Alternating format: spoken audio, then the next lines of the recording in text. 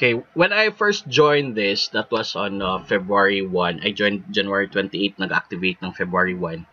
13 days after, lumabas po yung sa February 13, that's lumabas yung SEC advisory about Goldex Philippines.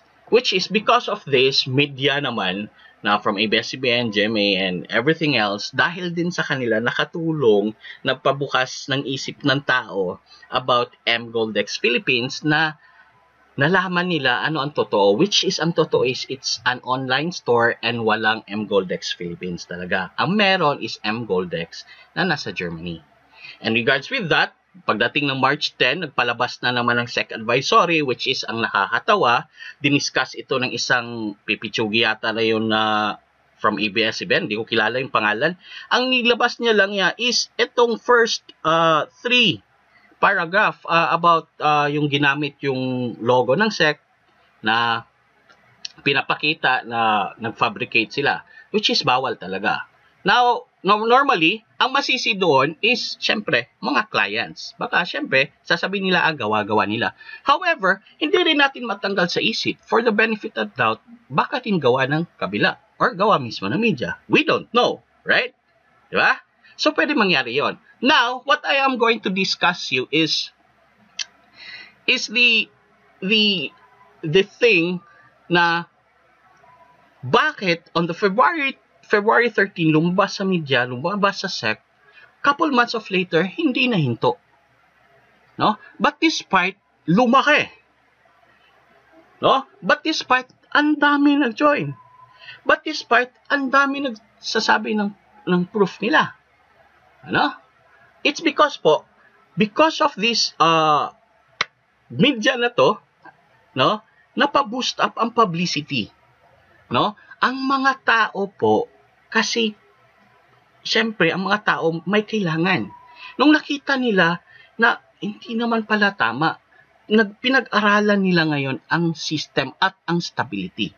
During that time ang pinag-aralan nila is the main table. Ito yung sinasabi naming 15. No? Kung i-drawing ko, ito yun. Ito yung sinasabing 15 people. That's the main table. No? Yan, i-drawing ko. That's the 15 table. Pinag-aralan nila kung hindi ba tataob. Ganon po katalino mga Pinoy. Dahil din sa inyo, sa mga nagsabi na scam si Goldex at nakita tuloy nila. And the proof kung bakit tumami, no? The proof is maraming in-approve si SEC. Ha? Nakatulad ng matrix system ng Goldex. At ang dami ng locally company na nagtayo nito. Ginaya din yung 15 system. No? 15 slots. Kasi nakita talaga, pag i-compute natin isa-isa, ang katotohanan, hindi tataob. No? However po, the big threat dito is, in-approve na naman ng SEC. No? So, ano na naman ang assurance ng tao pag ang may-ari nitong mga local company na to ay hindi tatakbo? Pag tumakbo ba, anong magagawa ng SEC, ng gobyerno? Yun po. So, anyway, hindi yan ang i-discuss ko. Yan ang i-discuss ko ngayon is the second program. Actually, may 4 na program si Goldex. Ang i-discuss ko ngayon is the second program, the stability of Minilink. No? The first time lumabas si media na sinabing scam si Goldex, pinag-aralan ng tao ang 15 slots. Yan yung main table. But this time, lumabas na naman si media at nagsasabing scam si Goldex. Meron pang tumawag sa phone. Ganito yung pera niya. Na ganyan. This time, dahil sa dami na ng taong nakapasok sa Goldex, pag-aaralan nila ulit. Okay. Titingnan nila ulit ang stability. Kung yung pera ba nila is safe. Wala na silang nagawa kasi nandoon na yung pera nila So, anong gagawin nila? Of course, pag-aaralan. And imagine, ilan na itong tao na ito. So, let's go to the stability of the another program of mGoldex, which is Minilink. No? Talagang pag-aaralan to ngayon. I'm really sure na pag-aaralan to ng mga tao, lalo na yung tao na naglagay ng pera doon para sila makamurang bili ng ginto. Titingnan talaga nila if it really works or mawawala yung pera nila. So, this is the downfall naman sa mga nangsisira po or nagsasabi na scam si mGoldex without studying the system, the flow, the things that need to be learned. Now, let's go. Isa dito is the Minilink. Ang i-discuss ko is not how you earn, but ang i-discuss ko is gaano ka stable to na hindi tataob si company, magkano ang kikitain niya, no? Actually po, kayang-kaya nyo to kasi hindi naman to so very complicated gaya ng ibang system, na point system, ganito. No, napaka-transparent po, na to the point, alam ko, nagagayahin din ito ng ibang company na naman. Just like nang ginaya nila yung main table na ngayon, patok na rin. Diba? Main table, patok na patok. But this time, alam ko, gagayahin din nila ito kasi makikita nila ang stability. So, pag ikaw pumasok sa Minilink, diba? Pumasok ka.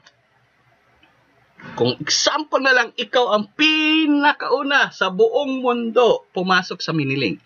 Kasi nga, hahanapin natin magkano kinita ng company. So, pag pumasok ka, nagbayad ka ng 371. That is you. 375. That's 375 euro. I-euro na lang po natin. No? Now, of course, dahil reward system ito, no? Ang gagawin mo, this is a must. No? This is a must. Para maka-receive ka ng reward, you are to find 2 people. Yun. Siyempre, pag nakahanap ka ng 2 people na gusto rin makamura ng bili ng ginto, no? Magbabayad sila ng another 375. Dalawa sila. So, magbabayad sila ng 375. Dalawa yan. Ayan. Ngayon, of course, etong dalawa nito, i-assist mo din sila. This is very important. No? Karamihan na isasabihin nilang scam kasi hindi sila kumita because hindi nila ginawa ano ang dapat gawin sa negosyo. Kahit nakakuha na sila ng dalawang directs. So, itong dalawang directs, dapat ma-assist din ito na kukuha din ng dalawa.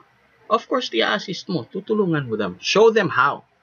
So, pag itong dalawa, example si A at si B, nakakuha din ng 2 directs. So, meaning to say, itong apat naman ito, 375,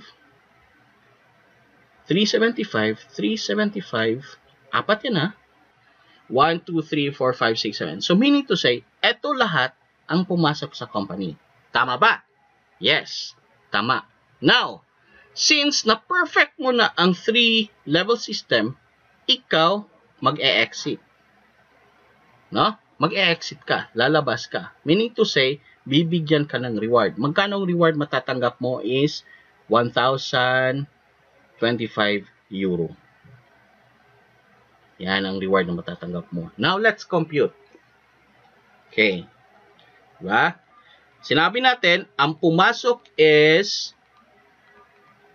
kunin ko lang calculator ko ha. So, 375, ang pumasok is, diba? 1, 2, 3, 4, 5, 6, 7. So, 7 na tag 375. So, ang equal dyan, so, equal nito is 2,625. Okay. Now, di ba natapos na yung isang matrix na sinasabi? So, merong i-exit, right? Pag exit nito, magkano binigay sa'yo? 1,025. So, i-deduct natin yan, 1,025. So, 2,625 na pumasok sa company, i-deduct natin ang 1,025 na bilang reward mo, ang matitira is 1,600 euro. Saan napunta to? Okay? Saan napunta to? Of course, mapunta sa company. Kasi yan ang Minilink. system. Diba? Yan ang mini-link system. Now, SI sa rolling, ganito. Paano yung ibang natitira? Di ba bibigyan din yon? Tama. Bibigyan din yon.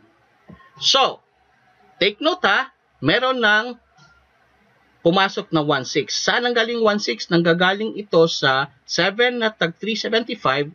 Dinidak natin yung binigay na reward sa iyo na 1,025 kaya nagkaroon ng 1.6 ang company. 1,600 euro ang company. Now, para masagot naman yung tanong nyo, di ba, nag-split ang table. Naging dalawa na. But bago naman makareceive itong reward nitong each of them, dapat meron papasok na 4. Kasi ganun ang sistema. You have to get 2. Now, compute naman natin. Malulugi ba or hindi? Dito mo makikita ang stability. Kasi dito nabubuksan ang isip ng mga Pilipino. At lalo na yung gumagaya nito. No? So, compute natin, 4 na pumasok para lumabas itong sinasabing natin si letter A na invite. So, merong 375 na pumasok. 4 yan. Magkano total nito? So, compute natin. 375 na pumasok times 4. That's 1,500. Yan ang total. But since umexit na naman si letter A, syempre, bibigyan ng reward yan. Now, magkano ang reward? It's 1,025. Okay. I-deduct natin ngayon sa 4 na pumasok. So, malinaw, 1,500 galing sa 4 na pumasok, i-deduct natin ang reward ng isang tao, 1,025. Ang natitira, meron pang 475 euro. Saan mapupunta to? Sa company na naman. Right? So, yung company kanina, meron siyang pumasok na 1,600. So, additional na naman. Now, sa kabila naman, ito si B, di ba? Mag-exit din to. Ganun din. 4 din ang papasok. Same pattern. 375 na 4. 1,500 ang total niyan. Exit si letter B. So, dapat bibigyan siya ng 1,025. Ang matitira is 475. Tanong, how stable is the company? Very stable po. Yan. Ito na naman, it's not that sinabi ko, but ito talaga po ang pattern. Every time nagpapalabas ng news, lalong tumitibay kasi nakikita nila ang katotohanan.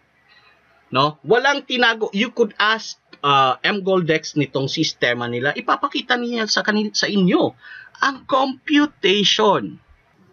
Okay, don't just take my word or my presentation, but I want you to double check it.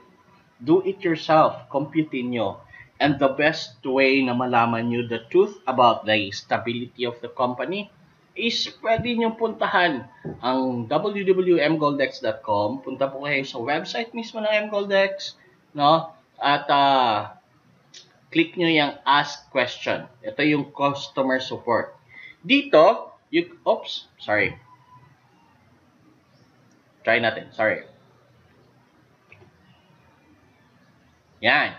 Dito sa mGoldex, dito sa ask question, dito nyo itatanong ang paano ba kumikita ang company, ang flow ng sistema, at sasagutin po kayo.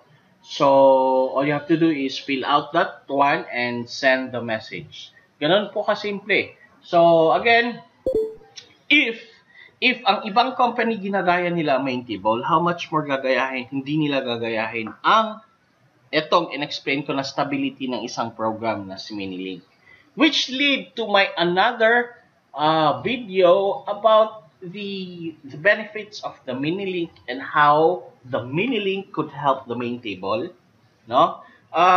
Apologies sa iba kasi ngayon ko lang din nalaman. Ngayon ko lang din natutunan. In fact, meron pa akong isang questions na kino-confirm ngayon. At once na-confirm ko yon, napakaganda po. No, napakaganda. But don't take my word of it. gusto ko rin yung pag-aralan muna the stability first para confident kayo na i-share at malalaman nyo kung bakit ginagaya ng iba. No? Despite na sabi ng media, sabi ng SEC, pero makikita mo naman eh. No? Nag-a-approve din si SEC ng iba. Tapos meron din yung media, pinopromote din nila yung ibang company na kung makikita mo, pattern lang din kay mGoldX. So that's it. Thank you for watching. The next one, abangan nyo po ang mini to mini link, the advantage nito and bakit we have to act on the mini link. Thank you very much.